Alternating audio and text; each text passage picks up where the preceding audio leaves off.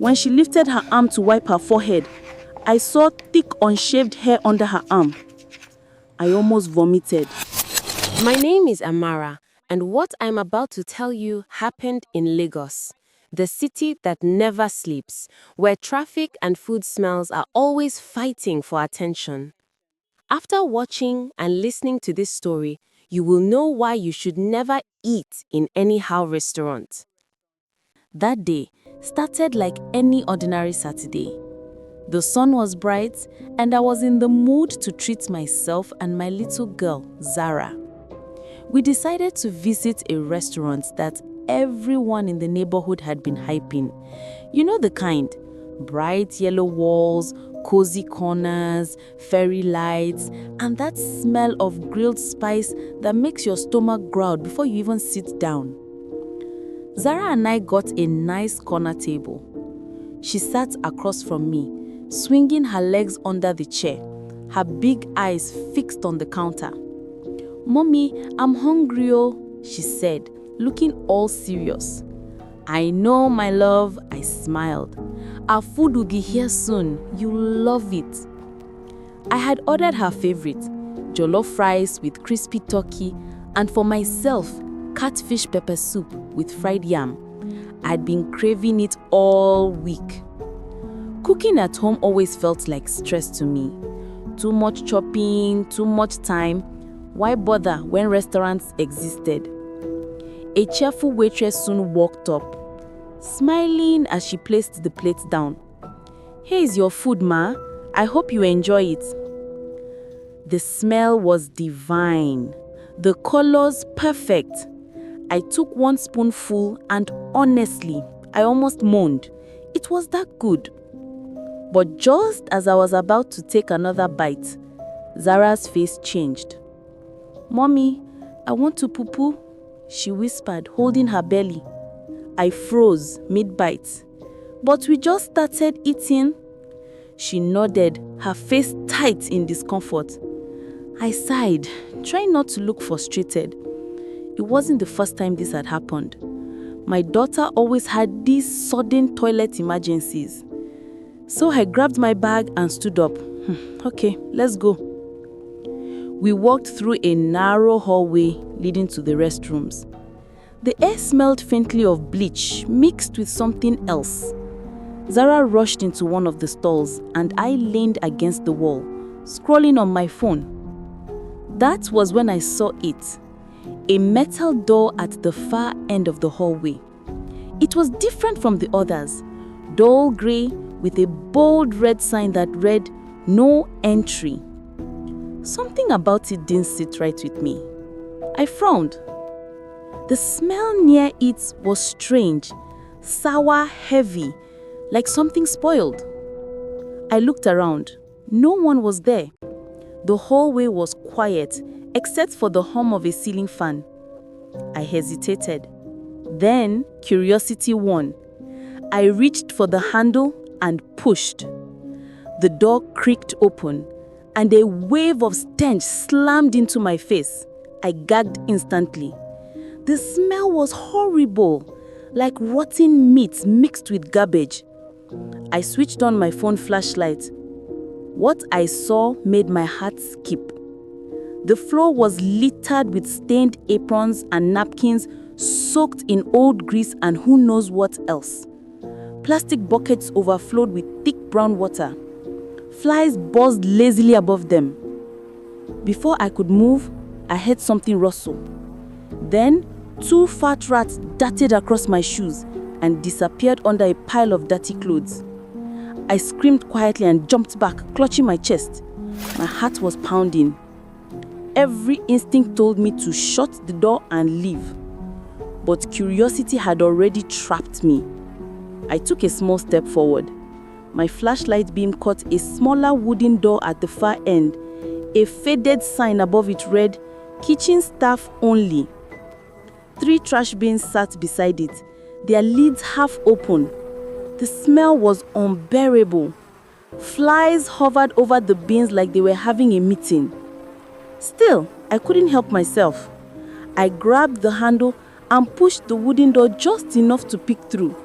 And that was when my world shifted. The kitchen was a nightmare. Plates piled high in the sink, crusted with dried stew and mold. The counters were filthy, the walls were splattered with oil, the floors were sticky, covered in wrappers and vegetable peels. Ants crawled in a perfect line across the tiles like they owned the place.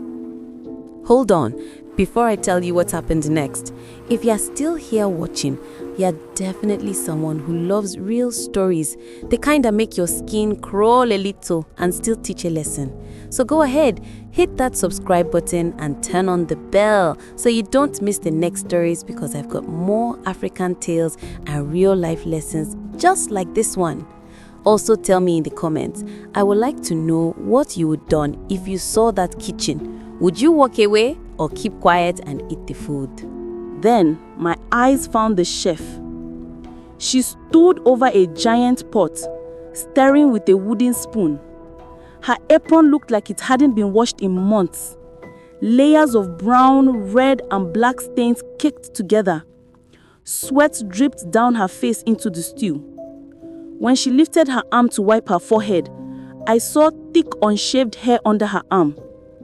I almost vomited. Behind her, another worker dragged a bin full of rotten meat. I could see maggots crawling all over it. She scooped some of it out, dropped it into another pot, and kept walking like nothing was wrong.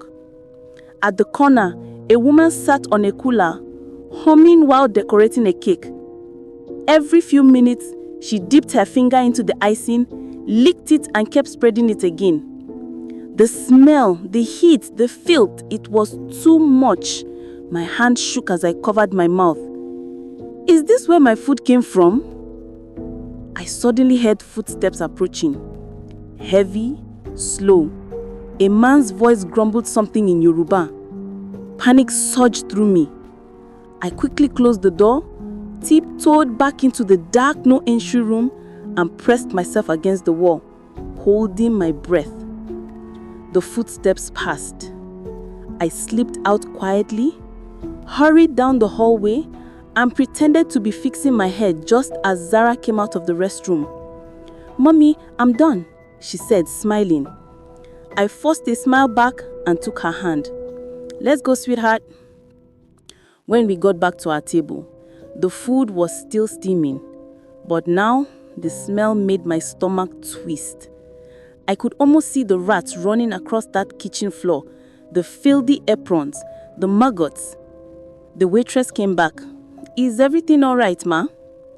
"Yes," I said quickly. "Please bring the bill." Zara reached for a spoon. "Mommy, can I finish my food?" "No, baby," I said sharply. "We are going home." I paid the bill, grabbed her hand, and left. The Lagos evening air hit my face like a blessing. Inside the car, I sat quietly, gripping the steering wheel. My husband Kene had warned me so many times, "Amara, you can't trust every restaurant, oh. You never know what happens behind closed doors." But I always laughed it off. Cooking was stress. I wasn't built for it. Now, all I could see were those filthy images burned into my mind. As I drove home, Zara hummed softly in the back seat, clutching her doll. I looked at her in the mirror, and guilt hit me like a wave. How many times had I fed her food from places like that? That night, I couldn't sleep. My mind replayed every detail. The chef's apron, the rats, the maggots, the cake decorator licking her fingers. It was like a horror movie on loop. Finally, I got up, grabbed a jotter, and wrote, "Tomorrow, I cook." The next day, I went to the market. The air was thick with pepper and noise, but I felt alive. I bought everything: tomatoes, fish, onions, rice. And when I came home, Kene just stared. "Amara, what's all this?" I smiled. "They are for the house. I'm cooking from today." He blinked. "You cooking?" "Yes." That day, my first meal was a disaster. The rice burnt, The stew was too salty, but Kene tasted it and smiled. "At least it's hot, though," he said jokingly. We both laughed. From that day, I practiced every single day. I watched cooking videos, called my mom for advice, and took notes like a student. Weeks later, something beautiful happened. Zara finished her plate of food and didn't run to the toilet. "Mommy, this is yummy," she said. I nearly cried. Kenneth smiled at me across the table. "See, you did it." From then on, our home became filled with the smell of real food, laughter, love, family. Now, every time I cook, I remember that day, that awful restaurant, those dirty pots, and I whisper a quiet thank you. Because that day, though disgusting, changed my life. Moral of the story: not every sweet smell leads to a clean kitchen. Some places look perfect on the outside, but hide filth within. We can't always control what others cook for us, but we can choose what we make with our own hands. So please, my people, learn to cook, even the basics. Know where your food comes from, because trust me, you don't want to see what I saw that day in Lagos. If this story made you think twice, hit that subscribe button and join me for more true life tales and African story moments that teach, shock, and inspire. And tell me in the comments, have you ever eaten somewhere that made you regret it later? I'd love to hear your experience.